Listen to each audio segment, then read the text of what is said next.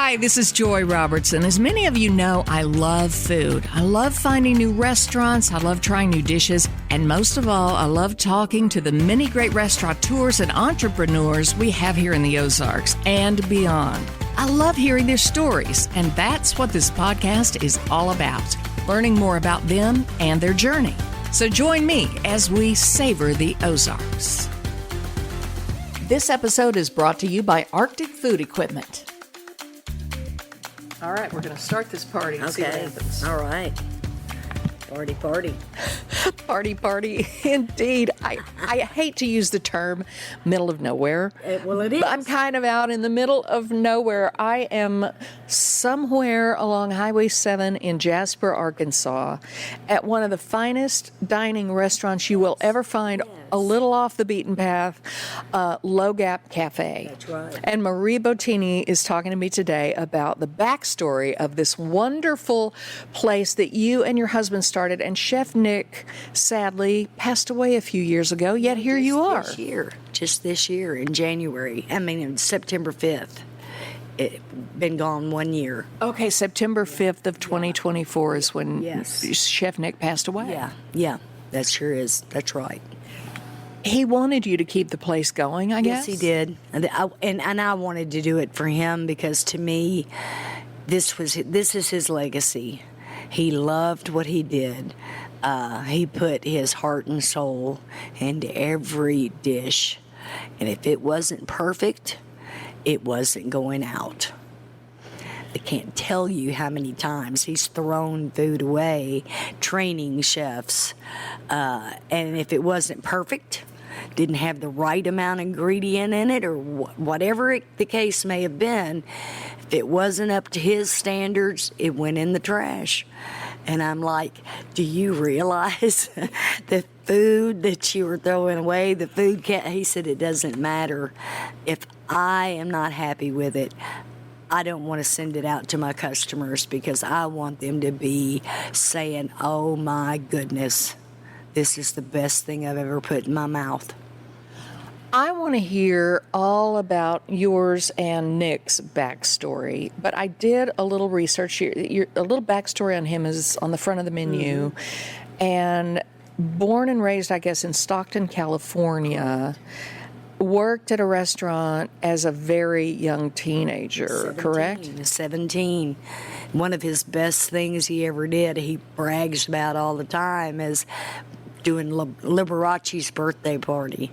And I don't know if you remember the old Dallas show.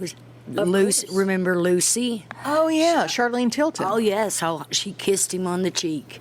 And he, oh, my gosh, he said, I didn't know if I was ever going to wash my face again. He must have had quite the existence out there. Were you at Liberace's party? Oh, no. Okay. I didn't meet him till he was up here. And I worked for him at the old Holiday Inn in Harrison. It's Nick you're talking about, obviously, not Liberace. Yes. Okay, so, not but yeah, right. When you said you met him when he was here, I'm like, how did I miss that? Okay, we're back to Nick, which is where I want to go. Yes. Because if you weren't at the Liberace, I don't know how I didn't get an invitation to that. I don't get it. But I was going to ask you what was on the menu, and maybe you didn't. Maybe you know. Maybe Nick told you. But no, it was very elaborate. I know that. I'm sure it was elaborate. So you did not know Nick until Nick moved here. Yeah. He had opened up a place at the old Holiday Inn. And I went there looking for a job, of course, and that's how I met him. And then I always thought, this is the most arrogant man I've ever met in my life. I did not like him at all. But you went to work for him. Oh, yes, I went to work for him. And then as he got more and more prissy. And he mellowed a little. Yeah. Okay. And then it had an inside pool right by the restaurant, and it had that chlorine smell. Mm-hmm. So we looked for another place, and he went on to the square in Harrison, Arkansas. And after that, we moved to the Low Gap. Okay, and you mentioned Harrison, Arkansas, and it was Bottini's in Harrison for several years. Yeah, for 12 years it was there. And it was an old bank. It still had the bank vault in it. He made a very private room out of that bank vault. Everybody that was going to have their anniversary or anything like that, they wanted that vault. And it was cool. And I was hoping nobody ever tried to shut the door because, of course, we didn't know the combo to it. There may still be people in that vault. Holy cow. No, right? Exactly. So what brought Nick to Arkansas? How did he wind up? Now, he attended the Culinary Institute in New York City, right? And I don't know where all he went around the world, but went to Miami, he went to Colorado, he was twice in Florida. And then went back to California after Colorado and opened up his own place. I'm trying to remember what the name of it is, but it's on there. It may be on the menu It's somewhere. on the front of the building. Oh, I remember. Yeah, it did say at the Forge. The Forge in Miami. And he worked for Rattlesnake Club for Jimmy Smith, which was supposed to be, I don't remember this man, but very famous guy. He opened up a restaurant, and he asked Nick. He picked out like 12 chefs from the culinary, and asked Nick if he would come and work with him, and Nick did. And then after that, he went and back to California, and opened up his own place. Okay. And then he was with someone else at that time, and they moved here because her parents were here. And so that's how he got here. And things didn't end up working out for them. And we got together. Yeah. And I'm so glad of that. I'm sure you as are. arrogant as I thought he was, I always called him, my son calls him Mr. Rockstar because he always thought he was a rock star. Well, and he kind of was a rock star. But you mentioned earlier, you said when he got a little prissier. When you said prissier, did you mean maybe he got a little bit even more full of himself before he mellowed? Yes, absolutely. I mellowed this man.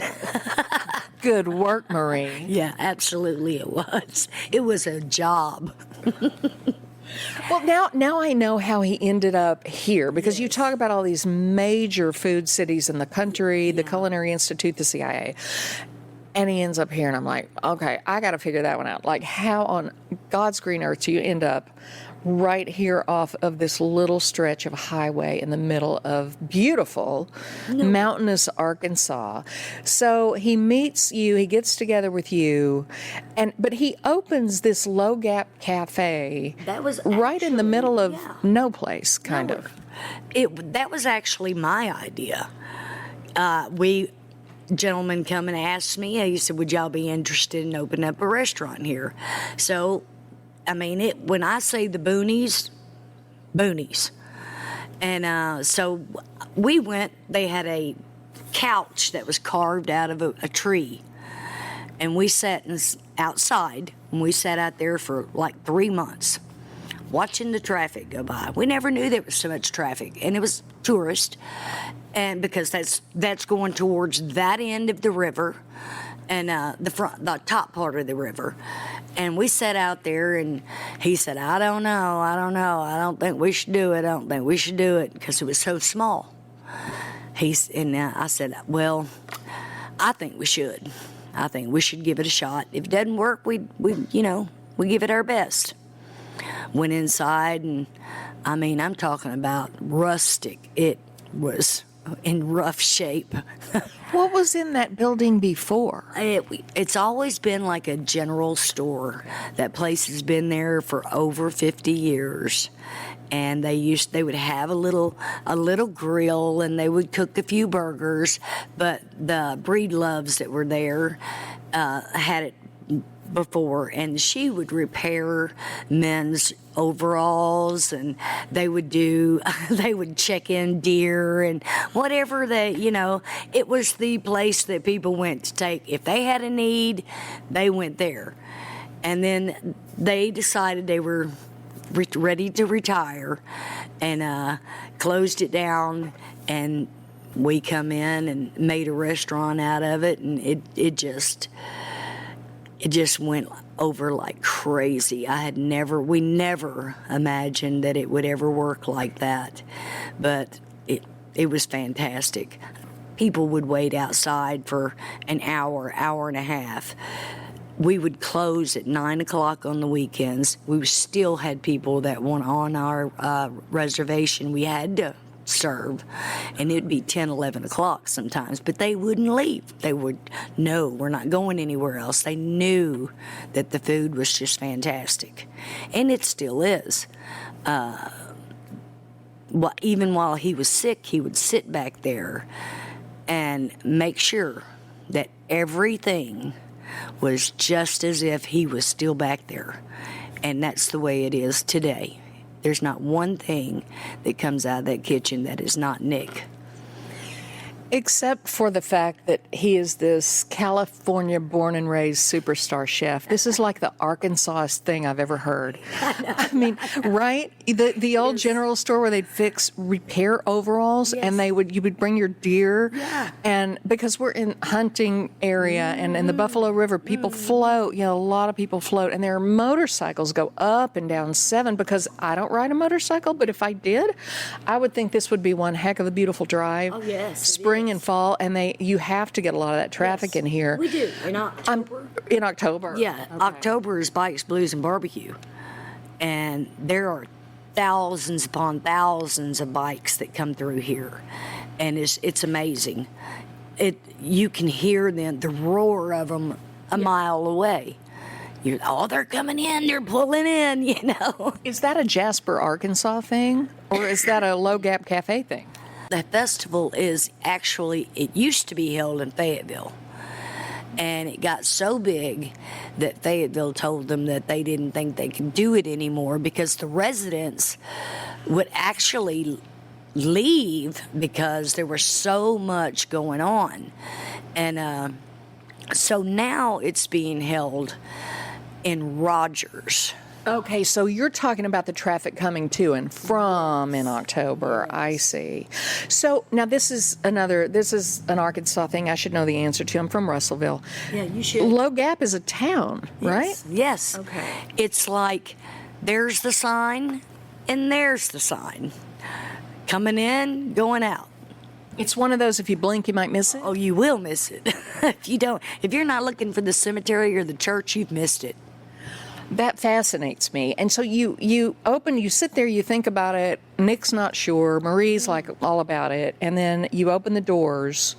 And I mean, there have to be people that knew of you guys because of the restaurant in Harrison. So they were aware of how talented he was in that kitchen. Mm-hmm. And at that point, did he say, "Wow, Marie, this is great. Thanks for encouraging me"? Or did he say, "Darn you, Marie, exactly. I'm not getting any sleep now"?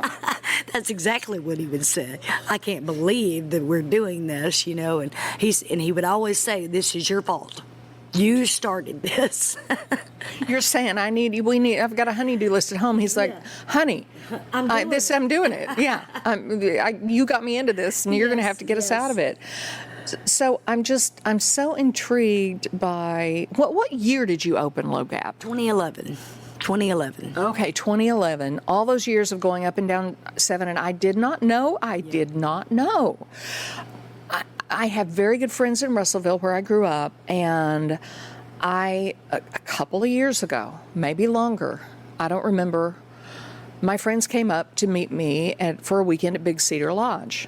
And my friend Dennis said, "We stopped at Low Gap for lunch." I'm like, "You stopped at what?" Where? And he said, "Low Gap."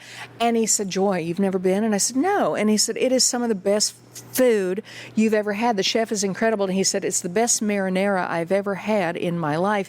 And he said, "I have some." And so I did get to taste the marinara that weekend at Big Cedar. But what kind of food did Chef Nick specialize in? He specialized in pastas.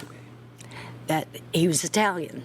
Yeah. So, his grandfather is the one who taught him when he was a little boy. he would sit up on the counter, and his grandfather would say, "Put this in there, Nick. Do this, do that." Yeah. And he just loved cooking from that point on. And his grandfather told him, he said, "One day your name is going to be in lights." And it was. We made a big Low Gap sign, not Low Gap, Bottini sign, and he did that for his grandfather. And he was very, very proud of his grandfather and what he had taught him, and that's who encouraged him to go to culinary. And it was his heart and soul, the restaurant business was. He loved it. Did his grandfather get to see his success? No. No, he passed way before then. And that was one of the things that was sad for Nick, because he would have liked to have been able to say, "Look, Papa, look what we did." Right. I think Papa knows. I think he does too. So my husband and I came in here, and I remember my friends telling me it was way back in the middle of nowhere, and then all of a sudden it's right here, and I'm thinking, okay, I got to get in there and try this place. So we pull over. It's a Saturday at lunchtime, and I'm looking at the menu thinking, oh, I'm going to have something, good, and maybe something with marinara. And I'm like, wait, pan-seared scallops with a mango curry cream sauce? Are you kidding? I could throw a rock and hit Highway 7, and I'm having seared sea scallops in a mango curry cream sauce. That's like something in Jasper, Arkansas. That's like something out of a dream. Exactly. It was. That's one of the things people would say when they'd come in here. Is like, how is this here? Why are you here? Why haven't you gone to big city? And he's like, no, I've been there, done that. He always, he had the chef coat, had to wear the chef coats and all that kind of stuff. And when we moved out here, and he was still doing it at first, and I told him, I said, "Nick, why don't you put your jeans on? And wear one of these Low Gap t-shirts that we spent money on." I said, "Get yourself comfortable. Read the room." And he was in heaven when he started being himself. His self came out here at Low Gap. He was the life of the party. When I worked the mornings, he worked the evenings, and I'm telling you, people would flock to him because he always had a joke. It wasn't always a good joke, or a clean joke, I should say, but always. And people would come in and tell him a joke, or come in and ask him what joke he got today, and he just went all day, all night, table to table to table, because he'd done trained his staff back there, or right here. And he would watch them, and he'd say, or he would invite people, "Come look back here. Come see what they're doing." "Oh, I can see what they're doing right here. I see that big old flame going up. What's causing that?" "Well, that's whiskey or wine or something." "You mean you got whiskey in Low Gap, Arkansas? This is a dry county." Yeah, but I'm gonna cook with it. Well, and it's just the menu is amazing, and I really regret that I never met Nick. I would love for him to be here right now telling stories and off-color jokes. I would have loved everything about it. You would have loved everything about him, because he was a talker. He was the conversationalist, and I was always going behind him saying, "You may not want to tell that joke to some people because you don't know who they are." He wouldn't care who walked in the door. "I got something to tell you. Let me tell you something." I can just imagine him coming through here and just kind of has that swagger, yet he fit in and he made everybody feel comfortable, even though he was this sort of big city, international sort of highly trained chef. He still, it sounds like he loved the people and they loved him. He did. That's what he loved. He loved being able to get to know the people that was coming into his place. This was his place, Come into my home is how he would feel about it. Let me entertain you. Was it a tough decision to build this bigger building? No, this actually what used to be a Fish and Game. It was already here. Oh. And so this building down there was getting too small. So we needed to get out and get a bigger building. So that's how we got here. And well, I probably drove right past the Fish and Game and never really paid much attention to it. But now you have a front deck with seating outside, and this works way better for you than the small. Yeah, way better. I don't have to have people waiting. They can, get served and seating. I have some of the best servers around. Your granddaughter, Sophie, waited on us that first day, and she was delightful. She's in Northwest Arkansas now, I guess, but yes. We literally drove up, and she must have seen us because she opened the door and said, "Welcome to Low Gap Café. Come in." And I was like, "Oh, well, hi." She was representing her pawpaw. Yes. Every move and everything she did, that was for her pawpaw. She was going to make sure that she told the jokes, that she was around every table, giving it her best, and she did good. She did really good. I have another granddaughter that's working here now, has just as much energy. This is a family restaurant. My 2 nephews are in the kitchen. They're chefs. They were the ones that Nick was throwing food away, until he taught them, and they are amazing. As virtual as our menu is, they can get this out here. I mean, I call them the Tasmanian Devils because they get it out here so fast, and it's amazingly good. And his wife is one of my servers, and my granddaughter and my great niece is our dishwasher. Like I said, this is a family affair. I say move to Northwest Arkansas. We're kind of there. But I'm, being from Springfield, and I forget that I am still in Arkansas. I've not made it. I've not gone far enough north to get to Missouri. But I'm telling the people from the Springfield area, it is not a bad drive down here, and it is a beautiful drive down here. Is. And I would love for those of you who are listening to come down here and give this place a try. It's absolutely delicious, and it is such a welcoming, warm place to spend time. Do you cook, Marie? I bake. I do all of the baking. Okay. If there's a dessert, I did it. I come up here on my days off, and I do all of that, get it prepared for the week. And a lot of times I'll run out because I'm thinking, okay, I only need 6 pies this week, or 6 pies of this kind. Right. I might need 4 cobblers this week. I'll do 2 chocolate cakes or whatever, thinking I have enough. And a lot of times I'm scrambling back there to put together some more dessert. Well, when we were here and Sophie was telling us she was about to move to Rogers and that she, but she loved this place. Oh, yes. You could tell she loved it, and she just was the sweetest thing. And she did talk about you, and she talked about family, and she talked about all hands on deck sometimes in that kitchen. Yeah. It was. And it wasn't, if they needed help back there, anybody that was out here that wasn't doing anything, they were back there. Because like I said, it's family. You don't let family down.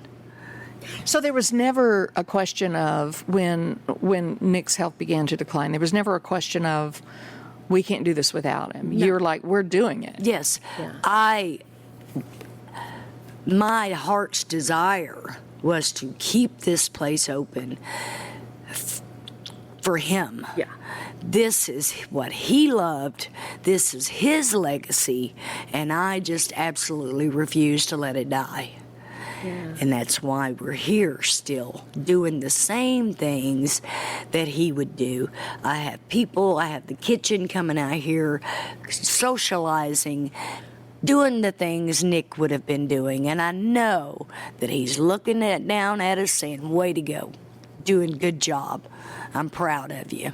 But maybe put a little bit more garlic in the marinara. And then somebody else would say you put too much garlic in the marinara. There's never too much garlic. No, Speaking of the marinara, I got some marinara because I believe it was the dipping sauce for the calamari, which, by the way, was the lightest, most buttery perfection. Yes. I said to Sophie, my friend Dennis brought a little container of the marinara to Big Cedar. We ate it, and I wished I had more. And I said, I want something with marinara, but I know I want the scallops. And she goes, yeah, how about the calamari? And when I left, I asked for a little container of marinara to take with me. But Marie, honestly, we ate lunch, and my husband did have a sandwich. I had the scallops, and then she said, well, that comes with soup, salad, whatever. And I said, I'll take the soup. It wasn't a cup of soup. It was a huge bowl of some kind of like a tomato. Oh, tomato basil. When I first tasted it, liquid lasagna. Yeah. What it reminded me of. I'm like, this is just a liquid lasagna. And people love this. Most people that say, when we tell them we have a fire roasted tomato basil soup, I don't like tomato. So I always bring out a little sample. Now, taste this. If you don't like it, that's all good. We'll make you a salad. I said, but I think you're going to change your mind.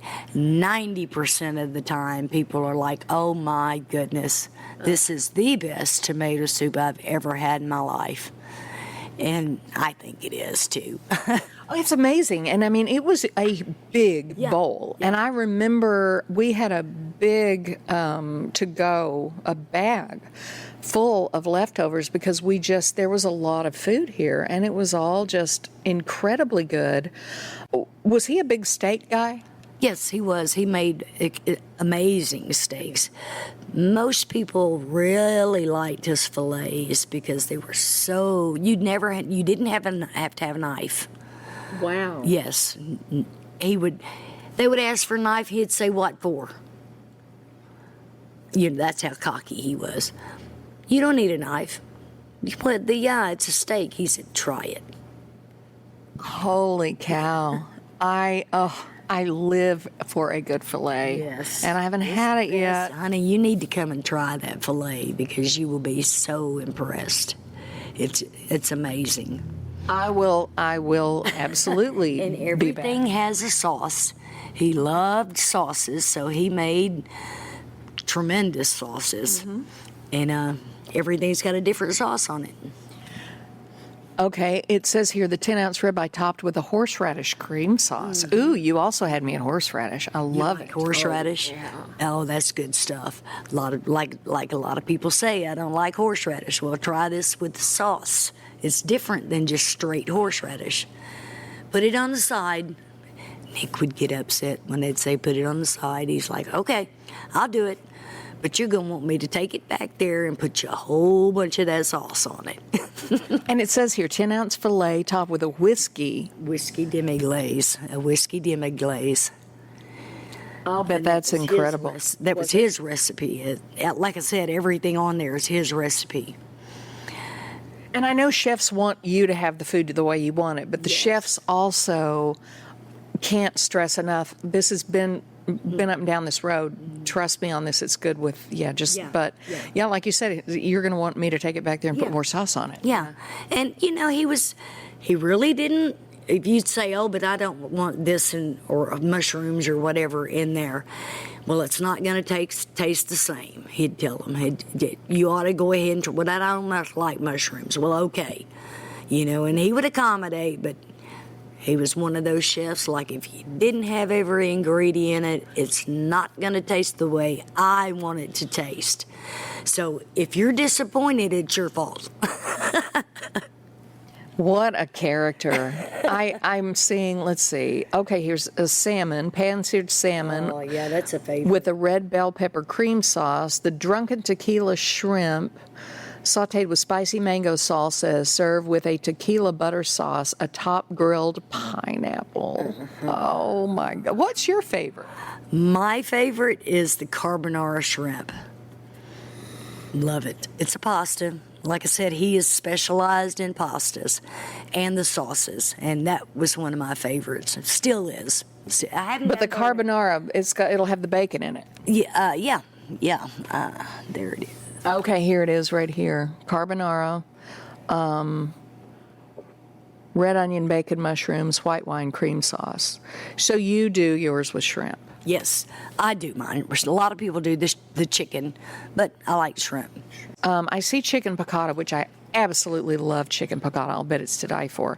But that chicken parmesan is going to be slathered in that marinara, and that would be tempting. You bet it is.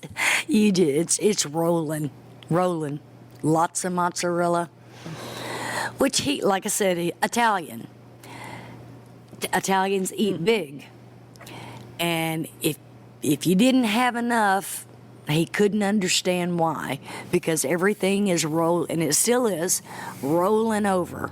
That's why you have to have a to-go box, because you're gonna get full. And he would bring that, and we still do, bring this to-go box to you before you even ask, because we know you're gonna need it. But he didn't mind. He liked eating big. Because that was how his family did it. They did it big. Everything laid out on the table, how family style is. Everything rolling over, and that's how his dishes are, rolling over. What are the fan favorites here? What do people clamor for? Oh, a southern thing, the catfish. We have really big, flaky catfish. It is not an Asian style that's real mushy or anything. This stuff is fantastic. It's like a hand size fillet. Wow. And there's 2 of them on there, and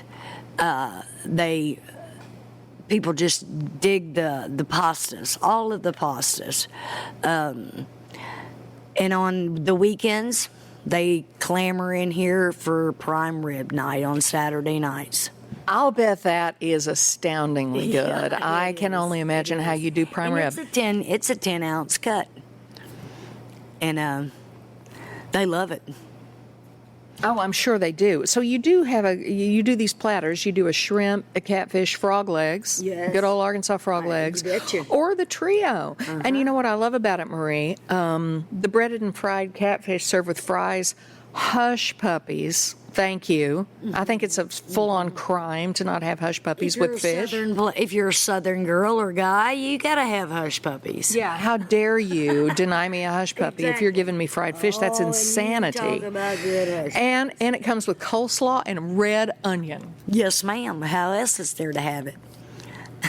Thank goodness somebody gets it. You guys get it. I mean, if you're listening to this, you know. If you know, you know. I mean, that's just one of those things. That's right. Oh, I forgot. Looking at the menu a little closer, here's another reason we were so full on that Saturday lunch. Crawfish etouffee. Oh, yes. Are you kidding? Unbelievable. Crawfish etouffee. Here. And the scallops with the mango curry cream sauce right off this little... What is going on here? Was he the etouffee was amazing. Did he love that kind of food? Oh, yes. He liked to experience with different styles and types of food. And that was one of his favorites. He liked Cajun food as well. So he said, well, you know what? I think I'm going to throw a little Cajun off in here. And we've had people from Louisiana come in here and say, well, I'm going to try this etouffee, but I know it's not going to be Cajun style. And come out of here saying, oh my goodness, that was home. That felt like home, because it was Cajun. Still is. This is a very, very good menu. It's varied, but it's not too big. I mean, you've got some nice appetizers. There's a, listen to this, low gap bourbon chicken, chicken, mushrooms, and tomatoes in a folded crepe with a bourbon cream sauce. I haven't had that yet. You have to try that. I had 4 women come in here. That's one of their favorite. And they was sharing this appetizer. And lots of sauce, once again. And I'm seeing them out here with their straws. Oh, get out. No, I'm serious. And they're sucking up this sauce. I come out and I took a picture of them. I said, okay, girls, I hope you don't mind, but this is going on Facebook. I gotta see that picture before I leave here. It is so funny. You know what? And my hat's off to those ladies. You do what you got to do. Exactly. I mean, there's so much sauce, so I always tell people you need extra biscuits, and that's another thing that we give. We give a cheesy garlic biscuit. This is to die for. People love them. They'll buy. How did I forget that? You're right. I don't know how you forgot that. She brought out the basket. Exactly, and most people want more. Can I take these home? Of course. Of course. Do you do the biscuits? Oh, yeah. You're the baker. You should do the biscuits. Yes, I do. I do the crostinis for the spinach artichoke sauce. I dip, amazing, amazing. A lot of people do the pita bread. I like the crostinis. I like texture. Yeah, me too. It's thin, it's crispy, it has nice cheese and olive oil on it.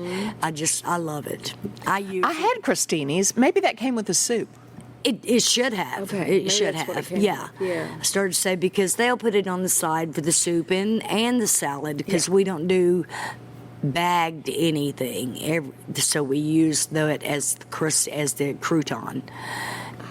Everything is homemade. Everything is made right here. Nothing is pre-made, pre-cooked, and still get it out in no time. Tasmanian devils back there. Sometimes we have to tell them, slow down. I haven't gotten the salad out yet because they're right on it. Told the girls, I said, well, don't turn your ticket in because you know that it's going to be ready before you are. That's astounding. Okay, so you have the scallops that I mentioned that I'm absolutely obsessed with. I'm telling, and they were so good the next day. I don't even remember if I heated it up. Didn't matter. Delicious. That sauce will get you every time. Yeah, it will. Really big scallops as well, and tender. They're not chewy. Kind of like calamari. It's not chewy at all. Absolutely so good. Straw-worthy, that sauce. Yeah. I'll have a cup of that and a straw, please, and thank you. Exactly. Yeah, I wouldn't surprise you if I asked for that, so that's good to know. And I'll that would file be that all away. right if you did. If you asked for that, well, hey, we can do that. Well, I'm pretty sure the marinara that we tried that afternoon, I'm pretty sure that unless we dipped a chip in it, I think we just ate it with a spoon. Or, hey, you need a straw next time. Is there, no joke, is that a family recipe, the marinara? It is. I'm sure. It is. It is. It's gone back to his grandfather. Papa. Papa right. rules. That's right. Everything he did ruled. And we have gone to, because, there's a lot of alpha gal and all that going around, and we cater to that as well. So people that are afraid to go out and have dinner because of that, we have like 8 people that come in here that have alpha gal allergy, a gluten, such as that. Yeah. We accommodate that. We can do that. There's not a problem with it. That may be why you had me at mango curry cream sauce. But I started to say that may be why I had the scallops because I do have alpha gal, but I do not have symptoms. So I've kind of quit worrying about it. Like, I hope I don't make myself screwed up, but like I had a big old filet Friday night and I don't care and I'm fine. Okay? Yes. I mean, I have no symptoms, but I do have it. And so I feel for people who have to completely alter their diet. They said, well, work the dairy back in. And I've kind of been working the beef and pork back in and I'm fine. People have said to me as well, just because they can slowly try and work things in. But we don't take that chance. No, and I'm not advocating people take that chance. I just, and I talked to my doctor about it. I said, I don't know how I got this thing. And they're like, well, I guess the tick bite. But I'm very fortunate because some people really have terrible reactions. And you're cognizant of how people have dietary needs and you'll accommodate that. Yes, we would never turn anybody away because they had something that they couldn't eat. We will accommodate. We have gluten-free pasta, anything like that. We don't have to do the flour and the egg batter and all. If you can't do that, And everybody says this is as good as you get, even with the allergies. Yeah. So I feel like we do a good job. Well, I love that you do that. I'm seeing a mahi-mahi, blackened snapper. That's a favorite. It's just, you've got a whole array of salads. You've got all these wonderful chicken dishes, scallopini, piccata, parmesan, marsala, chicken Frances. You say Frances. Yes. Okay, Parmesan, cheese, and egg batter with a white wine butter sauce. What's not to love about that? Nothing. It's wonderful. That's a favorite of mine as well. Okay, the pastas, spicy Cajun, Alfredo carbonara, shrimp scampi. Oh, that's incredible. And chicken how do you say that? Bagliore. Okay. Tomato basil cream sauce with broccoli and mushrooms. Oh. He wants to make sure that you feel the Italian. Chicken balsamic, seafood pasta, the vodka pasta. And then you've got vegetarian ones, portobello, primavera, and eggplant parmesan. There's a kids menu here. And you do the desserts? Tell me about your desserts. Blackberry cobbler, chocolate cake that people will take 5-6 pieces home with them. I have a gentleman that every other week he comes in, gets 6 pieces of the chocolate cake. I do a tiramisu, creme brulee. Creme brulee was a little tough for me after he passed. I've learned to do it now and do it well. But I was scared of it because that's a tough thing to do. And I do cheesecakes, all kinds. I'll do turtle cheesecakes. I'll do pumpkin cheesecakes. I'll do raspberry cheesecakes. Got a blueberry and cranberry cheesecake that I'll do. Got a blueberry and cranberry cake as well. Is that seasonal? Oh, yeah. I have in the wintertime, I make what I call a hummingbird cake. A lot of people know what that is in the winter, because it's really heavy dessert. So I only do it in the wintertime when people aren't afraid to put a little weight on.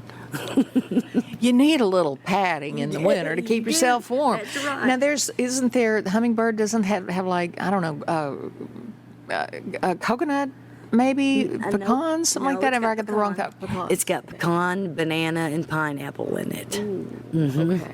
Okay, I don't know where I got the coconut. Maybe it was a variation that I've seen before. I don't know. There's several variations of it. You can add just about anything to it that you want to that's heavy. It's got to be heavy if it's going to be a wintertime thing. I amen to that.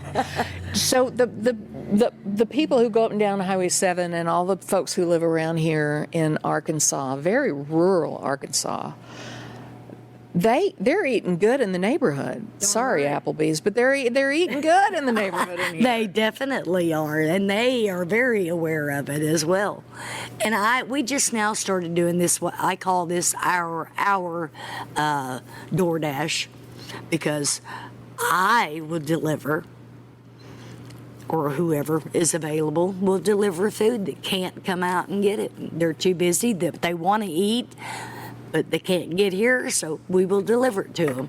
Don't mean to get DoorDash, but that's what we're doing. But you're dashing to the door yourself. To the door myself. I bet your customers love that. They do. You know, they do. Yeah. They appreciate it because this is a small town. Our population is 544, I think it is, and we just jumped that up this year. When they did the last census. Okay. Yeah. It was 488. Yay.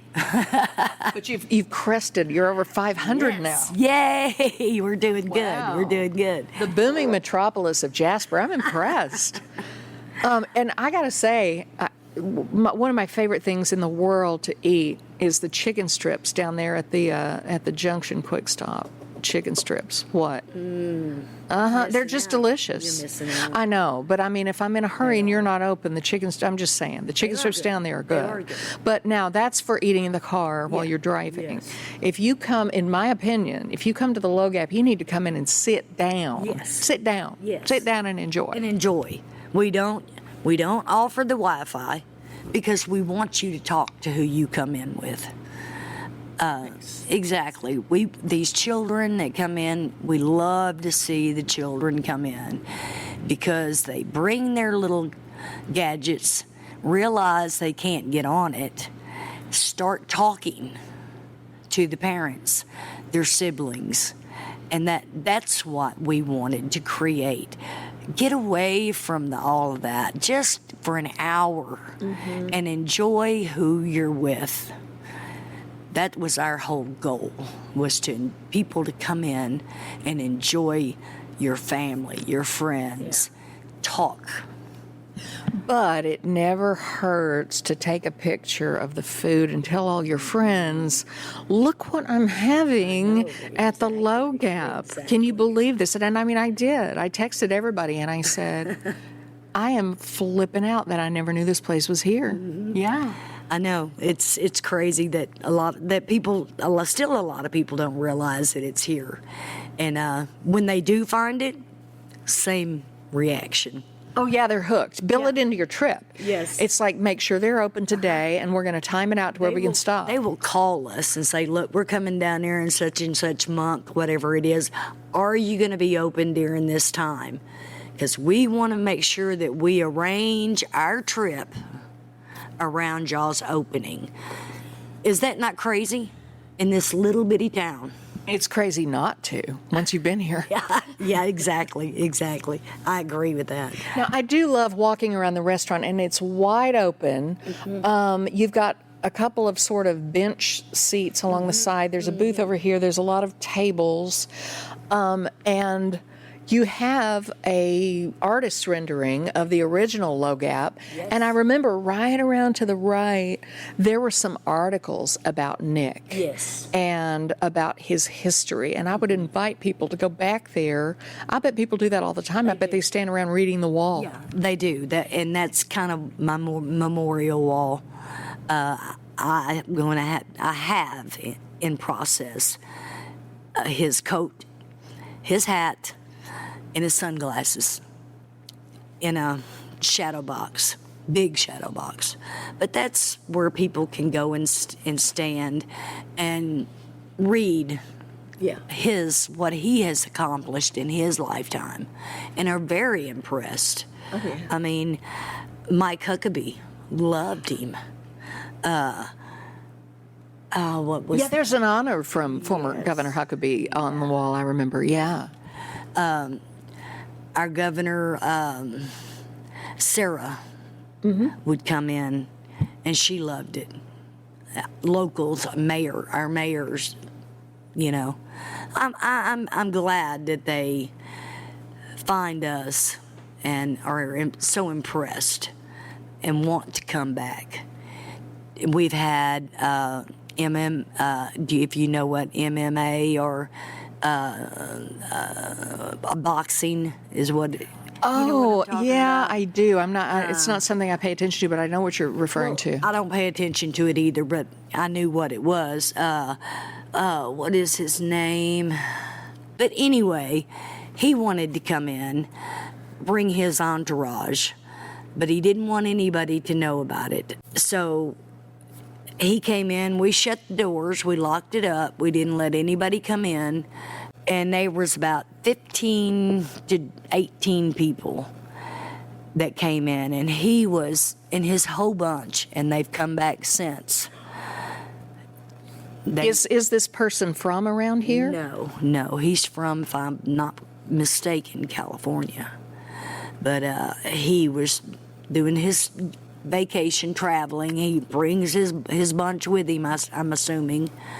And he disguised himself as J.B. Hunt, said they were coming in. And then the day before they came in, they give me a call saying, I want to let you know that this is not really J.B. Hunt, but we wanted to tell you that so that you wouldn't tell anybody else, and then can't get in the door. And so we didn't tell anybody. You know what? I'm looking up some of these people's names, but honestly, I think maybe we won't figure out which one it is, because that way it remains this superstar's little secret, a mystery. Yes. Yeah. And we didn't take, he allowed us to take pictures and all this after he ate and was ready to go. He said, don't post anything until we're gone. Then you can post all you want. And that was a blast. And you think he'll be back? Oh, I know he will. I know he will. How did he find out about this place? I don't know. He didn't say. He did not say how he found out about it. And that was a crazy thing, too, because my husband is a big boxing fan. He loved it. And he actually this guy is the president of that. And I don't know why I can't think of his name. It drives me crazy. Well, you're not supposed to think of his name because he wants his privacy when he comes here. And that's okay. He said not to put it on social media, so we won't put it out here either. There you go. See, you know his name. You're just not saying Those it. listening, though, they know. Those listening may know who it is. Yes. I do not. But I can't tell you how much fun, Marie, I have had sitting and talking to you. Marie Bottini of Low Gap Café, not in Low Gap, but in Jasper, Arkansas. I would invite you to come down here and try this fabulous, family-friendly, wonderful place. Marie, thank you. Thank you very much. This has been a pleasure. I was a little nervous at first, but I'm okay now. I appreciate you. You're a talker. You don't have any problem with me. Yeah, I don't know about that. You done good. Nick would be proud. Thank you. I know he would be. I'll go home and cry for an hour now because he wasn't the one able to sit here and do it with me. But it's okay. It's okay. I think he speaks through you a lot. You did. I did him justice, and I know he does. I know he does. And my grandchildren, my whole family that are here, he definitely is still a part of it. Thank them all for me. I will. Thank you. Be sure to go to AroundTheOzarks.com to sign up for our daily newsletter where you can get every episode of Savor the Ozarks, plus all our other podcasts, events, and contests straight to your inbox. And what are your favorite dishes in the 417? You have any restaurants you'd like me to visit? Email me at joy@AroundTheOzarks.com.